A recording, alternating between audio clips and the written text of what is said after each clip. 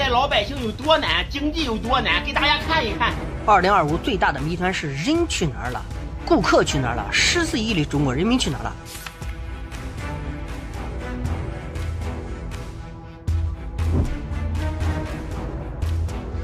你们知道这1-2个月山东地区有多少制造业停摆歇业或者直接倒闭吗？研究生现在毕业根本就找不到工作，我已经投了4个月的简历，但是没有一个公司愿意收留我。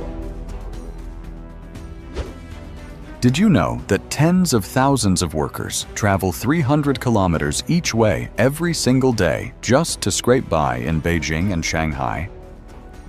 Every morning, buses, high-speed trains, and metros swell with people from places like Zhangjiakou, Yanjiao, Langfang, Jiashan, and Suzhou, many doing low-skill jobs like applying phone screen protectors or handing out flyers. 一个月就那么点钱，这租那么点的小房子，稍微想住的好一点，太贵了。兄弟们，这下子真的天塌了，搞不好我自己都要进厂去打螺丝了。Yet they still endure 4 to 6 hours of commuting long after 11 p.m. return trips. This is not a minor news story. It is a burgeoning social time bomb, soaring rents, job cuts, even among educated workers, and no government housing safety net threaten to tear at the fabric of urban life in China. What happens next could change everything. Watch to find out. Number 1. Life between two cities. The hell of interprovincial commuting. Picture this. You wake up at 5 o'clock in the morning, catch a train while it's still dark, spend 2 hours standing in a packed carriage, eat breakfast on the street, work a full day, then commute another 2 hours home, only to collapse into bed after 9 o'clock at night. Now repeat that 5 or 6 days a week for 2 or 3 years straight. This isn't a rare hardship. 希望国家出手打击一下资本电商，让大街上重新恢复人间的烟火气。实体店已经没有机会了，你就去看看吧，满大街的实体店还有几家开门的？开门的有几个顾客呢？ For over 100,000 people who live in Hebei province and work in Beijing, and for tens of thousands commuting into Shanghai, from cities like Suzhou and Jiaxing, this is life. Each morning, metro stations overflow with bodies, high-speed trains fill to capacity before dawn, and buses form endless queues at provincial borders. Commuters doze off in standing positions, scroll through job apps while brushing their hair, and eat buns and soy milk on the sidewalk.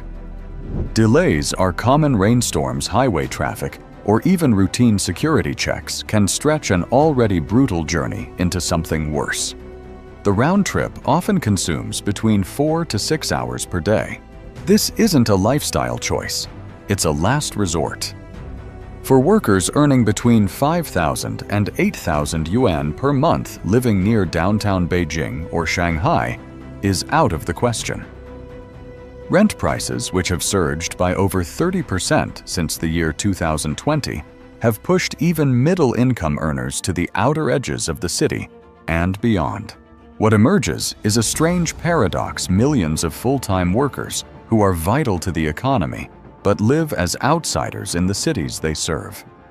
They clean offices, run deliveries, manage logistics, and even staff white-collar jobs. Yet their access to city life remains limited, both physically and socially. They arrive early, leave late, and disappear in between. These commuters are not chasing opportunity. They are fighting for survival in a system that gives them work, but denies them belonging. 真没想到啊，现在做夜场的女孩子真的是多得让人不敢相信。你像我现在在上海，我跟你讲啊，兄弟，你今年41、2了，对吧？现在也是身无分文，对吧？你没地方可跑了。Over time, the toll is devastating, physically, emotionally, and socially. This is not just about long commutes.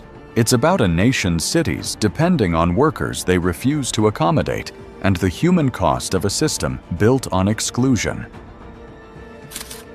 Number 2. Sky-high rents. Living near the city center is no longer an option.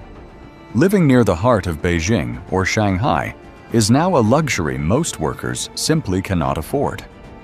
Since the year 2020, average rent prices in these megacities have surged by more than 30%.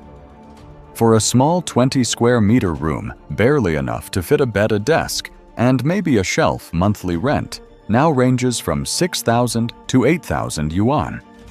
For young professionals earning between 5,000 to 8,000 yuan per month, housing costs alone consume more than 60% of their income.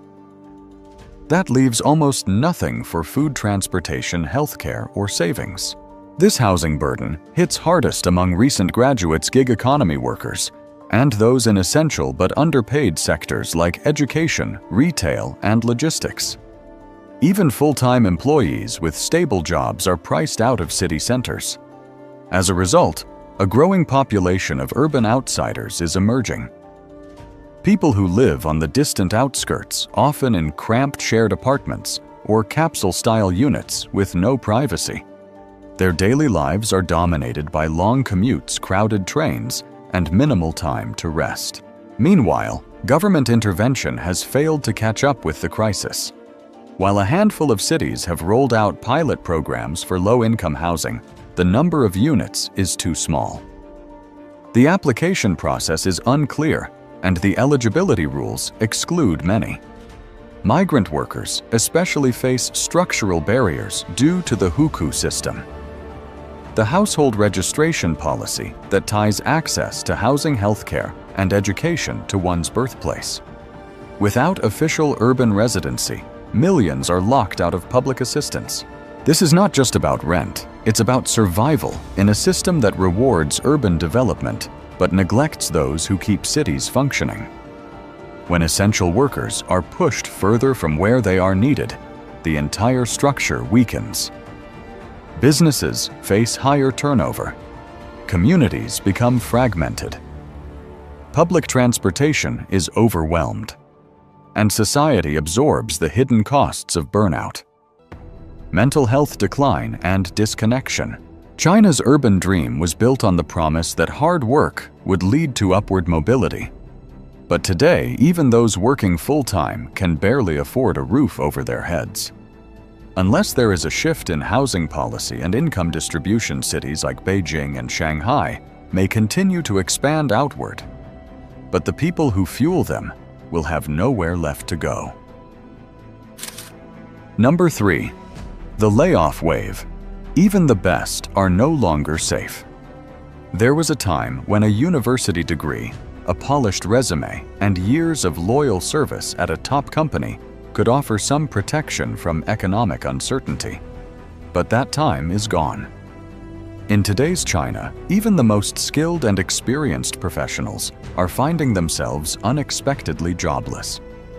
According to reports from Caixin and the 21st Century Business Herald, the second quarter of the year, 2025 saw a dramatic surge in layoffs across major technology firms in Beijing.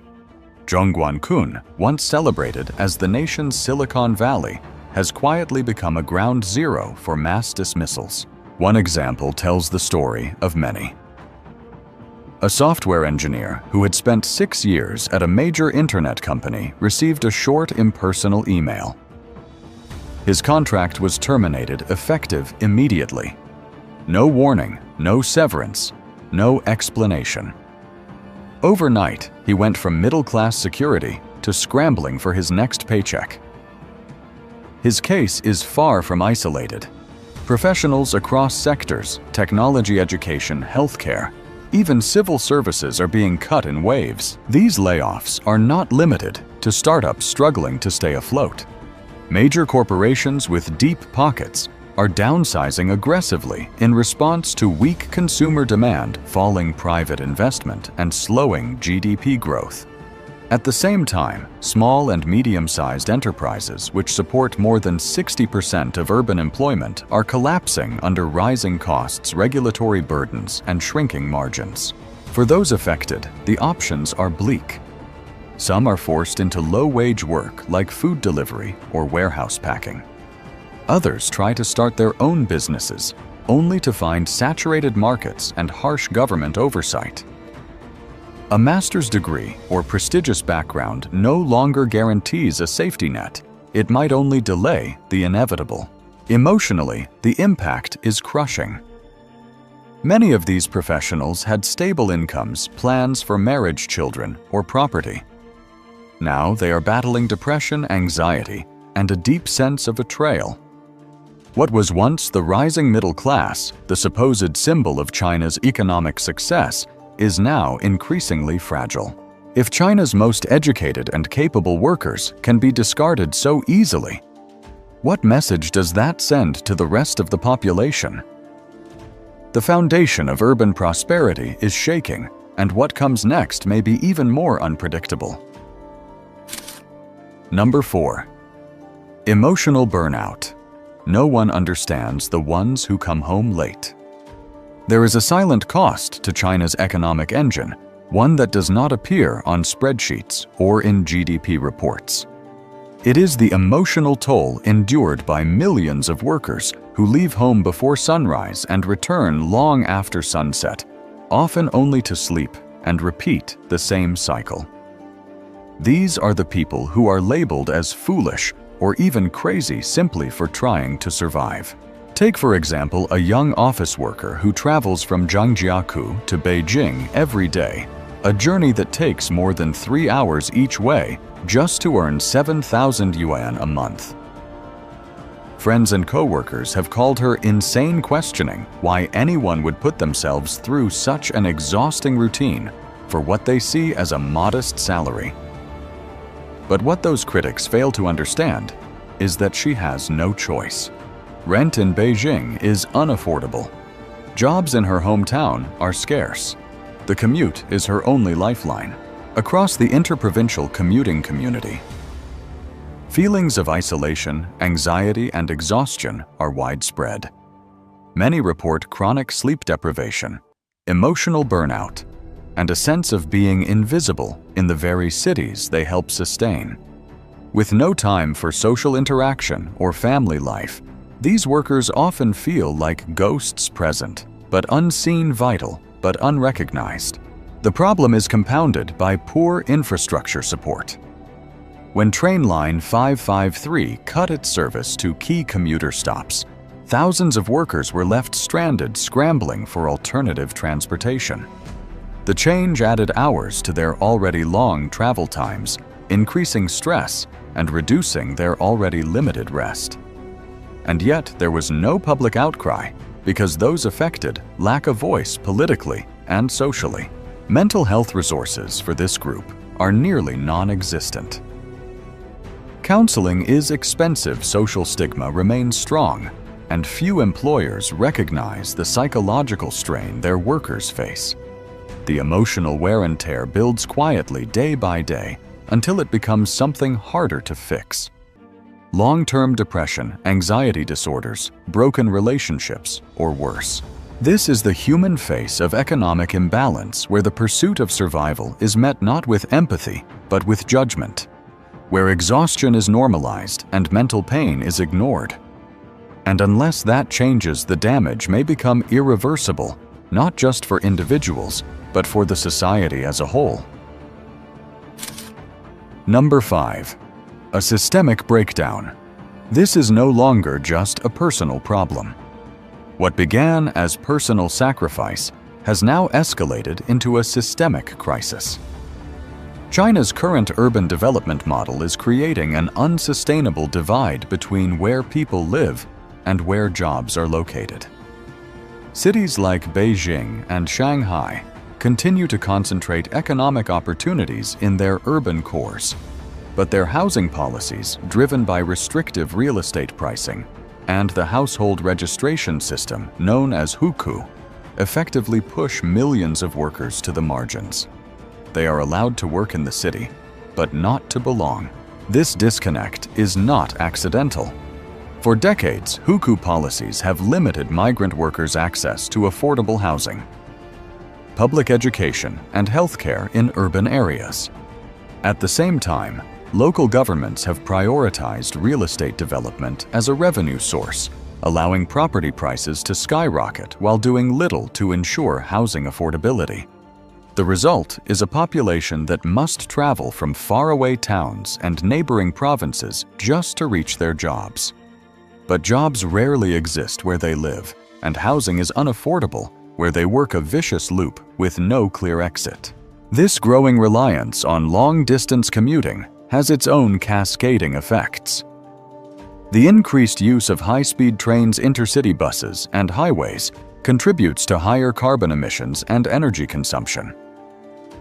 More importantly, it places a relentless psychological burden on workers who spend hours each day in transit. What was once a logistical issue has become a mental health and social cohesion challenge. Family structures are being strained as parents rarely see their children and couples spend more time commuting than connecting. Productivity suffers not just because of exhaustion, but because workers lack the stability and support systems needed to thrive. Over time, this instability threatens the very foundation of China's urban economy, an economy built on human labor, but increasingly hostile to the humans who sustain it. This is no longer a story about a few overworked individuals. It is a structural flaw, one that affects millions and compounds other national challenges from slowing economic growth to demographic decline. If left unaddressed, the gap between living and working will not only widen, but fracture the promise of modern urban life. The system is not just failing individuals, it is failing itself. China's biggest cities are powered by millions of invisible workers, commuting hundreds of kilometers, paying more than 60% of their income on rent, and sacrificing their mental health just to stay afloat. But this is no longer about individual hardship. It's a systemic failure that's slowly destabilizing the very core of urban life. If left unchecked, this imbalance could trigger a broader collapse where over-leveraged property markets tumble local economies hollow out, and a disillusioned generation begins to push back against a system they no longer believe in. When the cost of survival exceeds the reward of effort. How long before people stop playing by the rules? So what do you think can China's cities reform before the pressure boils over? Or are we already witnessing the quiet unraveling of the urban dream? If this video gave you a new perspective, feel free to share your thoughts below. And if you'd like to stay informed with more in-depth breakdowns like this one, subscribe for future updates.